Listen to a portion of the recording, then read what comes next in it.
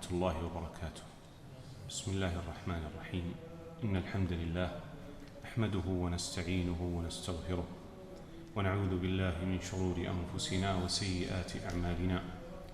من يهده الله فلا مضل له ومن يضلل فلا هادي له، وأشهد أن لا إله إلا الله وحده لا شريك له، وأشهد أن محمدًا عبده ورسوله صلى الله وسلم وبارك عليه وعلى آله وأصحابه ومن تبعهم بإحسان إلى يوم الدين. اللهم اجعل اجتماعنا هذا اجتماعا مرحوما وتفرقنا بعده تفرقا معصوما. اللهم لا تجعل منا ولا من بيننا ولا من أهلنا شقيا ولا محروما.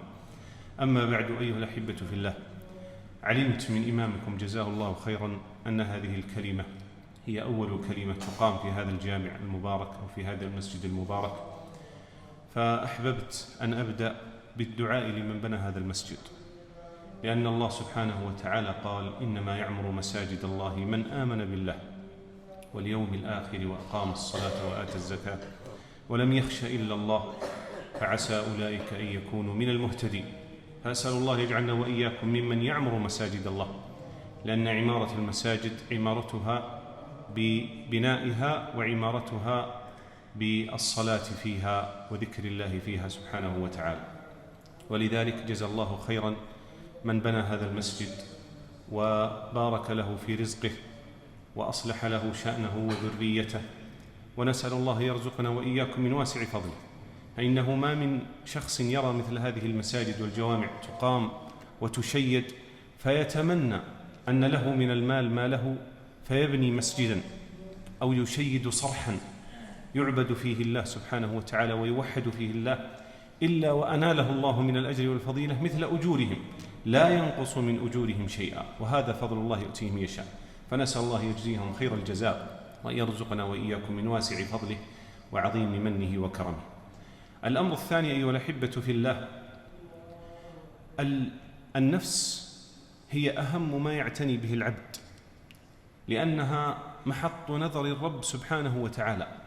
ولذا قال النبي صلى الله عليه وسلم: إن الله لا ينظر إلى صوركم ولا إلى أموالكم.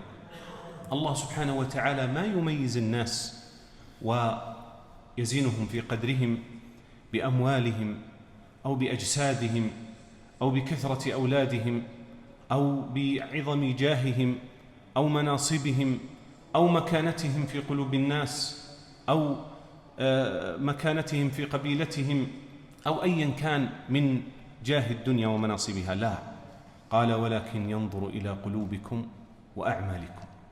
ولذا هذا رد على من يقول التقوى ها هنا ويقف عليها ويقول: أنت دراك عني، هل تدري ايش في خاطري وش في نفسي؟ ولا يصلي، يقول ترى التقوى ها هنا.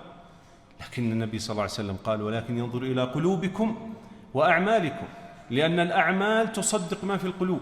فإذا كان ما يصلي وما يشهد الصلاة مع جماعة المسلمين فهو منافق، لأن الصحابة رضي الله عنهم قالوا: كنا يعني بما قال عبد الله بن مسعود قال: وما رأيتها يتخلف عنها إلا منافق، أنهم يشهدون الصلاة، ثم قال: وما يتخلف عنها إلا منافق معلوم النفاق. نسأل الله يجيرنا وإياكم من النفاق كله. ولذا أيها الأحبة في الله، هذه النفس هي محط نظر الرب سبحانه وتعالى، فواجب علي وعليكم جميعا وعلى كل مسلم أن يعتني بهذا النفس. الاعتناء بالنفس أمر عظيم وعبادة في حد ذاتها، وأهميتها تتضح في أمر جلي في كتاب الله سبحانه وتعالى. قبل أن أوضح هذا الأمر، المحاكم إذا اختصم خصمين ووقفا أمام القاضي، هذا ليس له بينة ولكن له حق، وهذا يرد عن نفسه ويدافع عن نفسه، الذي يسمى في المحاكم المتهم، وكل منهم يدافع عن نفسه. ثم يضطر القاضي إلى الفصل بينهما بإيش؟ باليمين، فيقول: تقسم يا فلان، فيقسم، لأن القسم فصل. فإن كان صادقا فالله سبحانه وتعالى يخرجه مما اتهم به ويكتب القاضي براءته، والله سبحانه وتعالى يبرئه. وإن كان كاذبا فهي يمين غموس تغمسه في نار جهنم، أجارنا الله وإياكم من ذلك. ولذا اليمين تفصل بين المتخاصمين، بل إني لو في مقامي هذا وفي كلمتي هذه ذكرت لكم أمر ثم قلت لكم والله إنه حصل، هل كنتم مكذبين؟ لا والله، لأنكم تعلمون أني ما تجرأت فقلت والله إنه حصل كذا إلا وأنا وضعت بيني وبينكم الله. فاليمين عندنا في الإسلام عظيمة، لكن تخيل أن الذي يقسم لك ليس المتحدث أمامك الآن، وليس والدك، وليس صاحب جاه ومنصب، إنما الله سبحانه وتعالى، ولم يقسم لك مرة واحدة ولا 2 ولا 3، 11 قسما في كتاب الله يقسم الله وهو الغني، يقسم لنا لنفهم ونستوعب أهمية هذه النفس والعناية بها. فيقول سبحانه وتعالى: والشمس وضحاها والقمر إذا تلاها والنهار إذا جلاها والليل إذا يغشاها والسماء وما بناها والأرض وما طحاها ونفس وما سواها. ثم أجاب سبحانه وتعالى، لأن القسم يأتي في القرآن وله ما بعده وهو جواب القسم كما يسميه أهل التفسير، فيجيب الله سبحانه وتعالى قال: فألهمها فجورها وتقواها قد أفلح من زكاها وقد خاب من دساها. أليست النفس عظيمة حينما يقسم الله لنا ولكم 11 قسما ثم يختمها ويقول: ونفس وما سواها فألهمها فجورها وتقواها، ويقول سبحانه وتعالى: إنا هديناه السبيل إما شاكرا وإما كفورا، ويقول: وهديناه النجدين.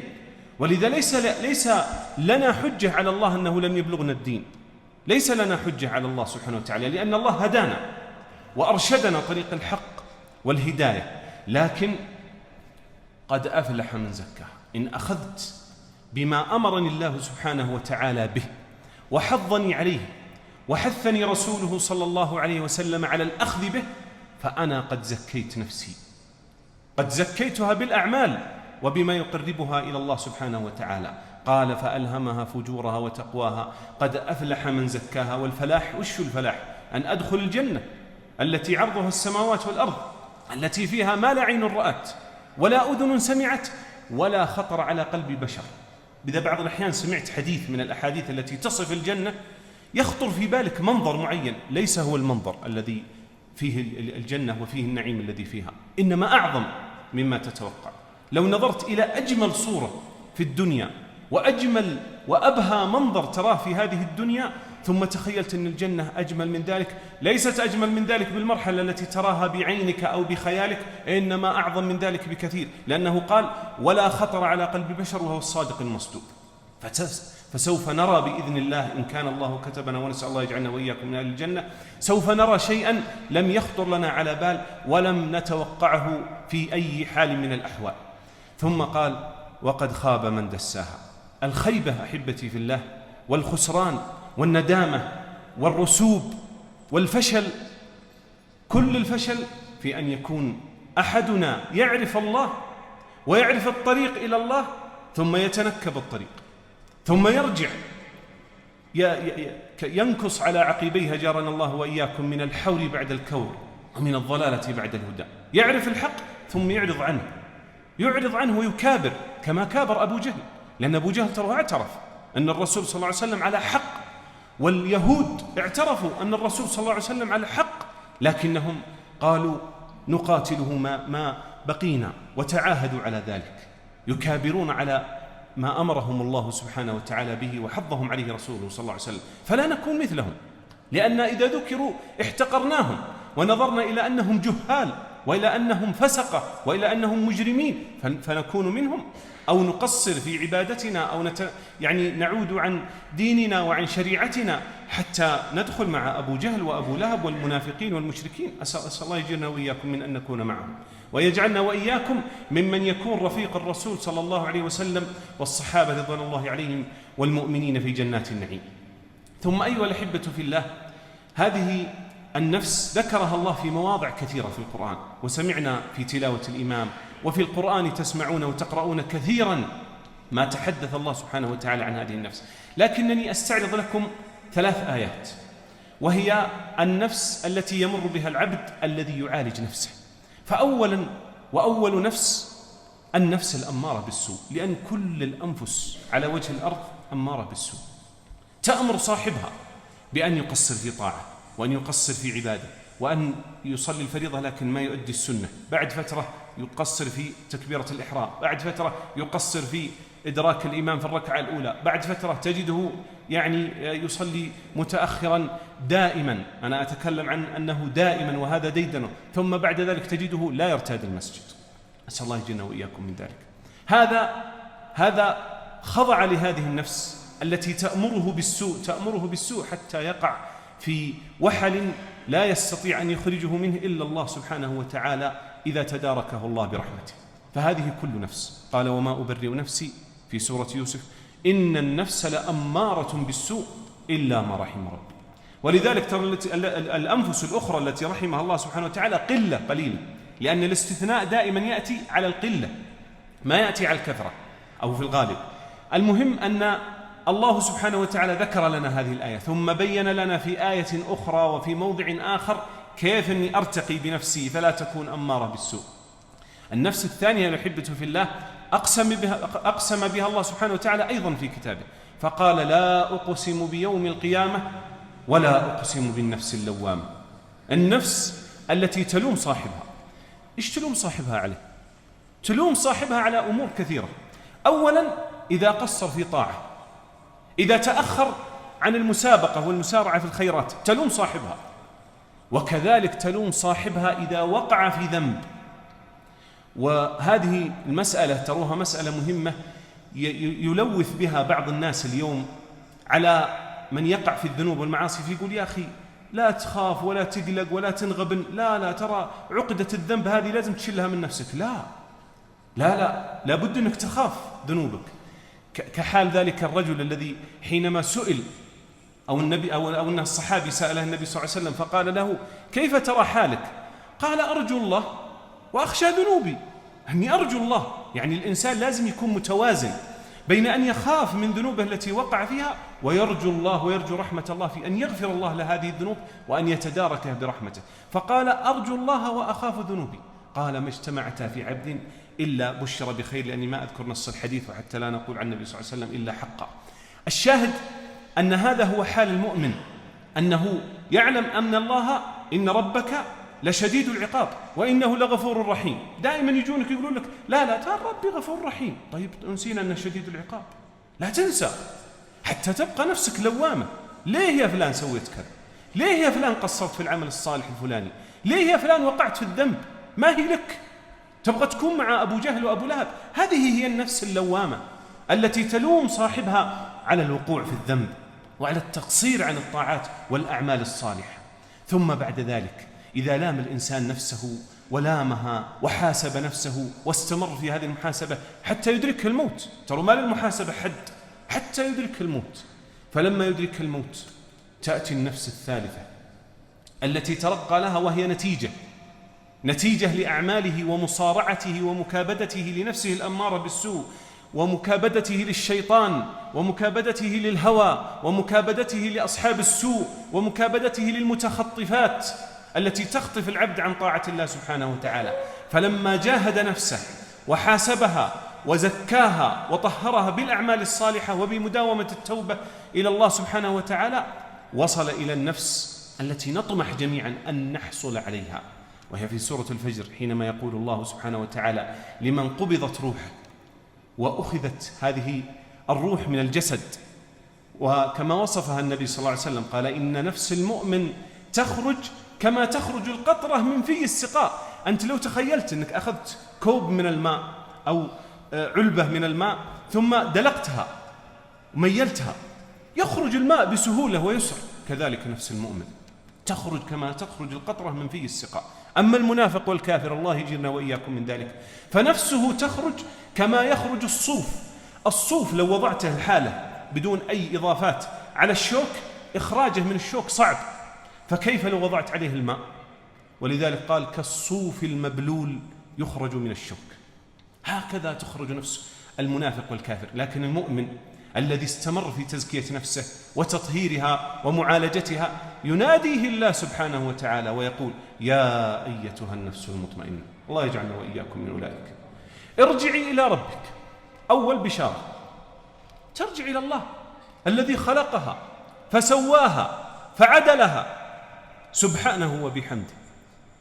ترجع إلى الرب الرحيم الكريم المنان الذي رحمته وسعت كل شيء، فترجع. وسعت حتى المنافق والكافر، حتى الشيطان بذاته. قال ربي أنظرني إلى يوم يبعثون، قال إنك من المنظرين.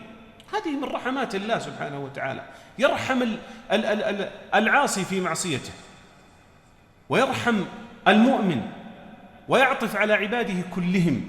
لكن إذا أصر العبد على المعصية وأصر على الإعراض عن الله سبحانه وتعالى، تأتي غضبة الله سبحانه وتعالى ويأتي سخطه سبحانه وبحمده. لكنه ليس سبحانه وبحمده يبطش بعبده من أول مرة. ولذلك ذلك السارق الذي أتى إلى عمر بن الخطاب لما قبض عليه وقال والله يا عمر أنها أول مرة، فضربه عمر، ثم قال كذبت، والله إن الله لا يفضح العبد من أول مرة. فقال والله إنك صدقت يا عمر، وإني قد سرقت مرارا وتكرارا. إن الله سبحانه ستير يحب الستر، لكن يجب علينا أن نتوب إلى الله ونعود إلى الله سبحانه وتعالى. فينادي هذه النفس ويقول ارجعي إلى ربك راضية، راضية بكل شيء، بالأجل أنه وصل، بالمنازل التي يراها في قبره، لأنه يفتح له من قبره منزلته من الجنة ويراها، ويكون أنيسه في قبره رجل يتهيأ له عمله الصالح على هيئة رجل حسن الثياب حسن المنظر، ذلك المؤمن. فيقول من أنت؟ فوجهك الوجه يجيء بالخير. قال أنا عملك الصالح، التوبة، الندم، قراءة القرآن، الصلاة، العبادة، الطاعة، المسارعة إلى الخيرات. ها أنا معك في قبرك. فهو راضي، يرضى بأن الأجل وصل، ويرضى بهذه المنازل، ويرضى بما أعطاه الله سبحانه وتعالى. أيضا مرضية. فأول رضا الذي ذكرناه قبل قليل أخذ النفس، الملائكة رضيت عنها فأخذتها كما خرجت القطرة من فيه السقا، ويبشر بها وتفتح لها أبواب السماء كما ورد بذلك الحديث والنص إلى آخره من البشارات. ولذلك راضية مرضية. فادخلي في عبادي. من هم الذين ندخل فيهم إذا من الله علينا وكانت أنفسنا مطمئنة؟ أول شيء محمد صلى الله عليه وسلم، نبينا وخاتم الأنبياء والمرسلين. تدخل في عباد الله مع النبي صلى الله عليه وسلم، مع الأنبياء، مع الصديقين، مع الشهداء، مع الصالحين، مع أئمة السلف الصالح وأئمة المسلمين، مع كل من تحبه من عباد الله الصالحين. تدخل معهم وتنظر إليهم وتراهم وتأنس بهم. قال وادخلي جنتي. ولو سألنا أصغر طفل سمع عن شيء من الجنة ثم سألته قلت ايش تتمنى؟ قال والله أتمنى روح الجنة. وتسمعون أطفالنا كثيرا ما يرددون هذا. فكيف بنا نحن الذين استوعبنا أمور كثيرة وعرفنا من الحلال والحرام ومما يخوفنا الله به ومما يحضنا الله سبحانه وتعالى عليه ويفرحنا به إن تبنا إليه وعدنا إليه. أليس الأجدر بنا أن نكون نطمح لتلك الجنة العظيمة التي عرضها السماوات والأرض؟ بلى والله. ختاما أيها الأحبة في الله، كيف أعالج نفسي حتى تصل إلى هذه المرحلة النفس المطمئنة؟ أختصرها لكم على عجل. أول أمر وأهم أمر أن تلجأ إلى الله، لأني أنا وأنت ضعفاء، ليس لنا حول وليس لنا قوة، ما عندنا استطاعة أن نغير أنفسنا، ما عندنا استطاعة أن نهدي حال أولادنا ونصلح شأنهم. هل استطاع إبراهيم عليه السلام أن يرد أبيه إلى الحق وإلى الهدى؟ يا أبتي يا أبتي يا أبتي، ينادي أبوه نداءات كثيرة، ومع هذا أصر أبوه وأعرض عن الله سبحانه وتعالى وعن نداء إبراهيم عليه السلام له.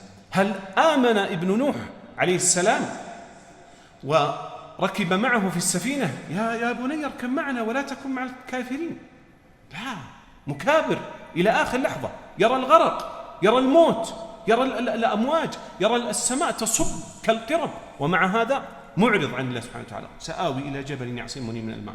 باقي عنده أفكار أنه يقدر يشرد من الله ويهرب من الله. فين تهرب من الله والأرض ملكا، وأنا بين أرض وسماء كلها من خلقه، فين أروح؟ ولذلك لما تدعو الله سبحانه وتعالى لنفسك، لولدك، لوالدك، لزوجتك، لذريتك بالصلاح، أنت تتجرد من بشريتك الضعيفة وتعترف بأن الله هو الهادي، لأن الله قالها للنبي صلى الله عليه وسلم، وهي لنا أيضا، قال إنك لا تهدي من أحببت ولكن الله يهدي من يشاء.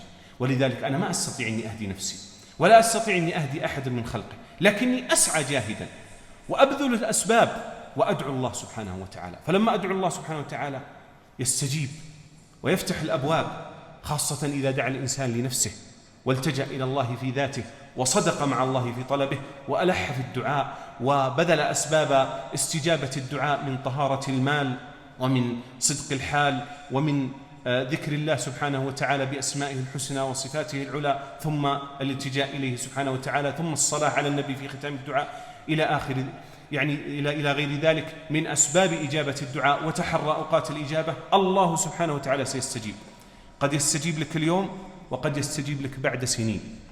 ولا أنسى وأنا طفل في المدرسة سابقا، سمعت أحد المعلمين وقف فقال كان في شخص مصر على الذنوب والمعاصي، ومن يراه يقول كما قال أولئك في عمر بن الخطاب رضي الله عنه لما وردهم أخبار أن عمر يريد أن يسلم، قالوا والله لو يسلم حمار عمر ما يسلم عمر، لأنهم يستبعدون الإسلام عنه.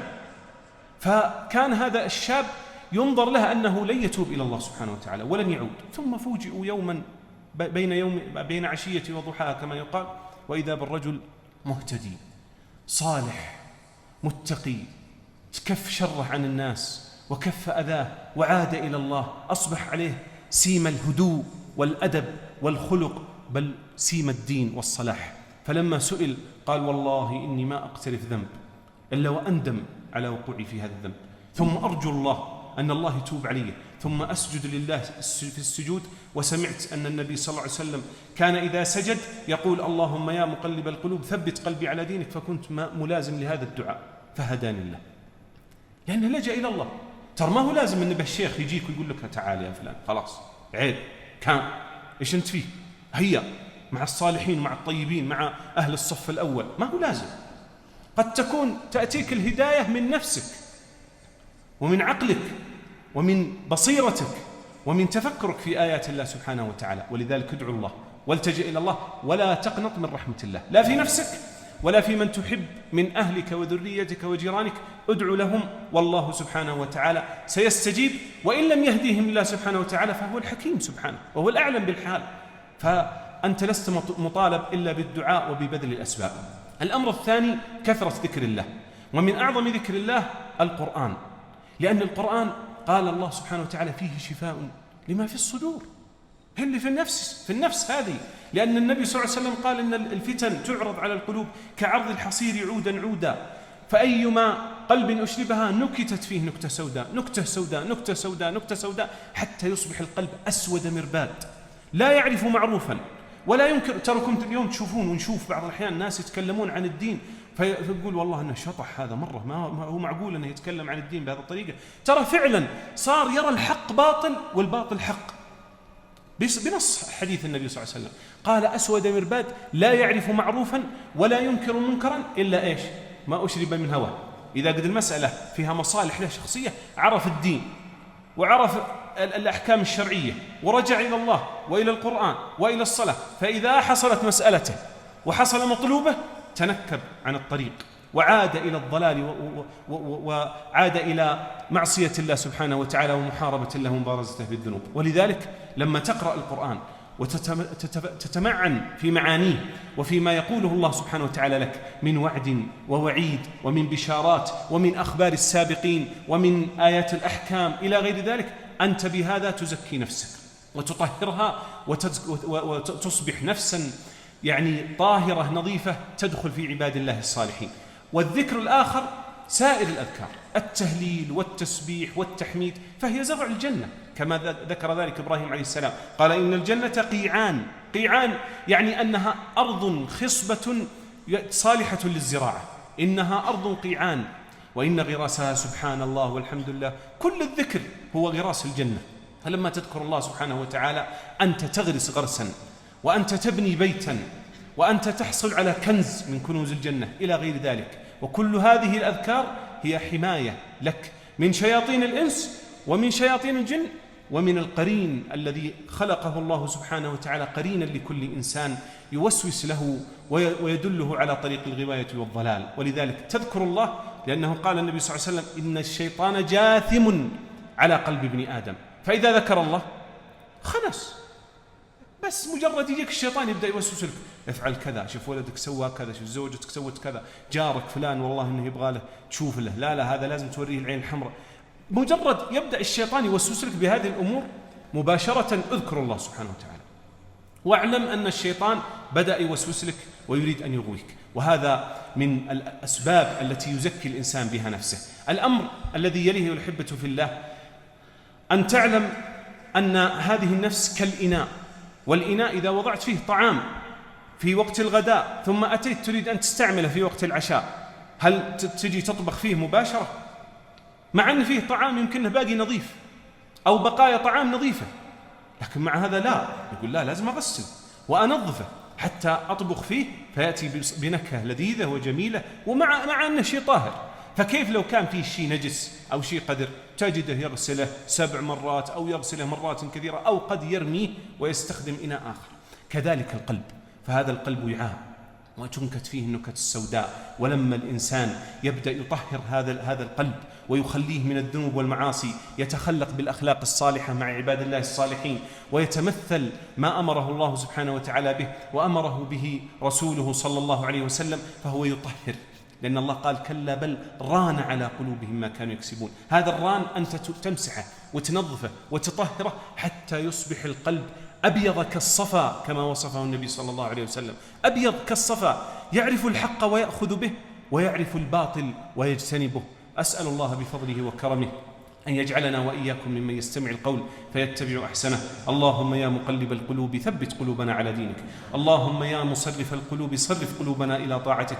ربنا لا تزغ قلوبنا بعد إذ هديتنا وهب لنا من لدنك رحمة إنك أنت الوهاب. اللهم آت نفوسنا تقواها وزكها أنت خير من زكاها، أنت وليها ومولاها. اللهم إنا نعوذ بك من علم لا ينفع، ومن قلب لا يخشع، ومن نفس لا تشبع، ومن دعوة لا يستجاب لها. هذا والله أعلم، وصلى الله وسلم على نبينا محمد وعلى آله وصحبه وسلم، والسلام عليكم ورحمة الله وبركاته. جمعية الدعوة والإرشاد وتوعية الجاليات بأبها، بالدعوة نحيا.